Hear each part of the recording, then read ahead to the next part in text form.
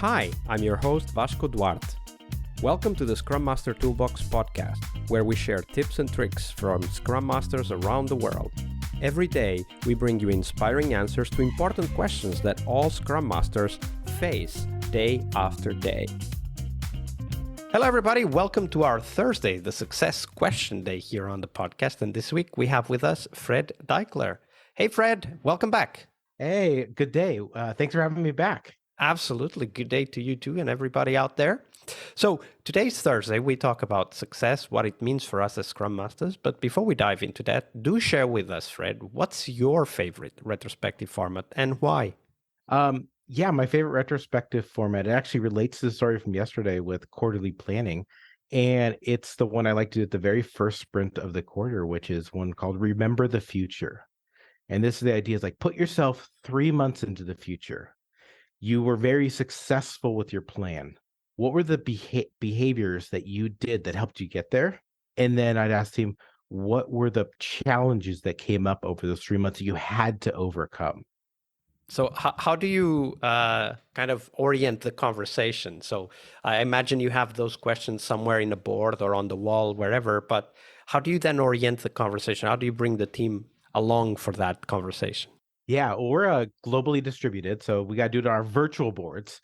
For many people in the United States, or where I'm based at, and even some overseas, I bring up a picture of Back to the Future and DeLorean. I say, you jumped into the future, and you're looking back. You're looking at that newspaper from 2015, which I'm realizing was many years ago. That's how far you jumped into the future.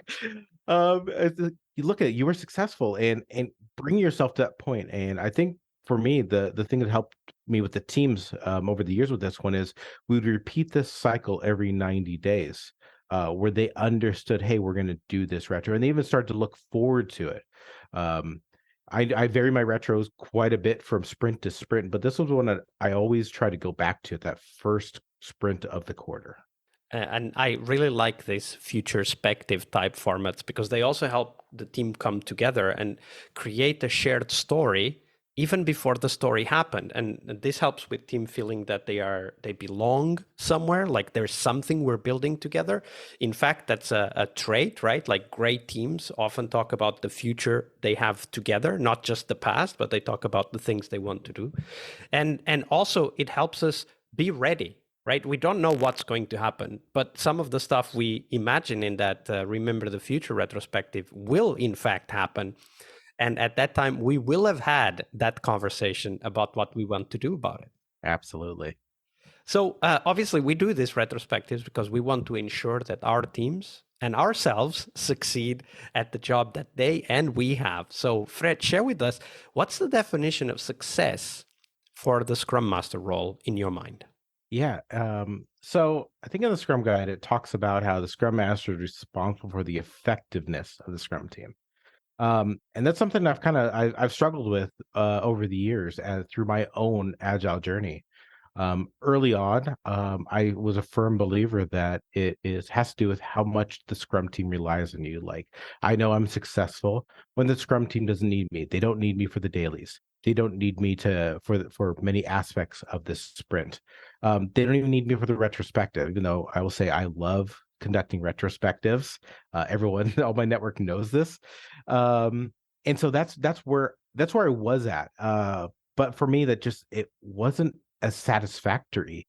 And in the past few months, I've come to really try to embrace data as much as possible. So I've been going down a personal journey with understanding evidence-based management, EBM, and the different key value areas within there. And as a Scrum Master, there's a couple that really, really stand out to me. So the key value areas within EBM are current value, unrealized value, ability to innovate, and time to market.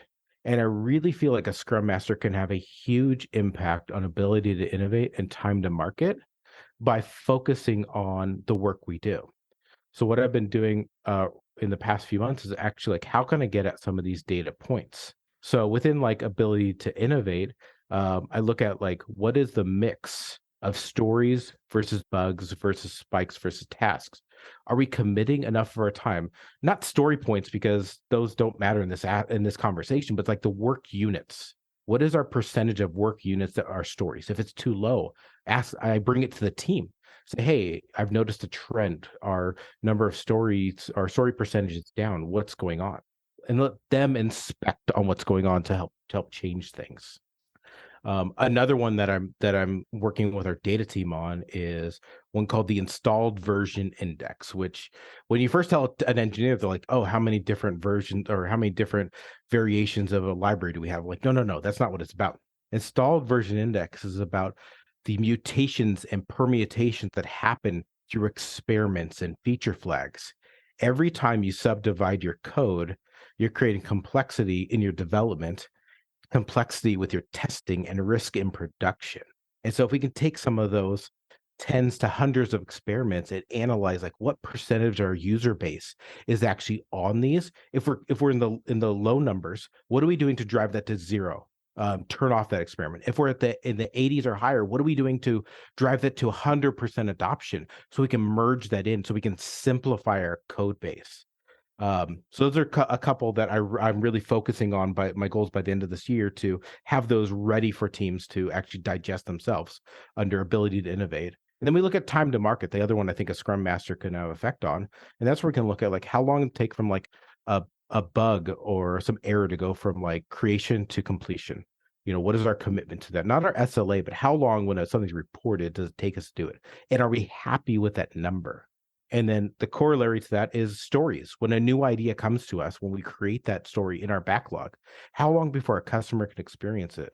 Is that time frame short enough? And I think those, for me as a Scrum Master, if I can work on those things, elevate those data points and similar ones to the team, and the team can make actions on it to improve those, that's where I will feel success.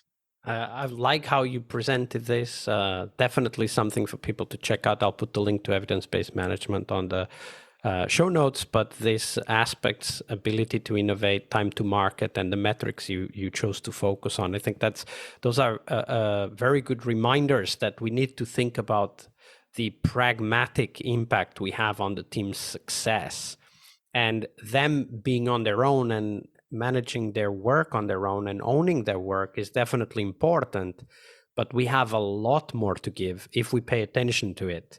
And you just gave us a great example of it. So thank you for sharing that, Fred. You're welcome. Part of a successful Scrum Master job is to help the product owner. Tomorrow we explore that critical role in Scrum, the product owner role. Tune in to learn about product owner anti-patterns, what you can do to help the product owner, and a real-life example of what a great product owner is and what made it so. Tomorrow on our Friday Product Owner episode. See you tomorrow. We really hope you liked our show. And if you did, why not rate this podcast on Stitcher or iTunes? Share this podcast and let other Scrum Masters know about this valuable resource for their work. Remember that sharing is caring.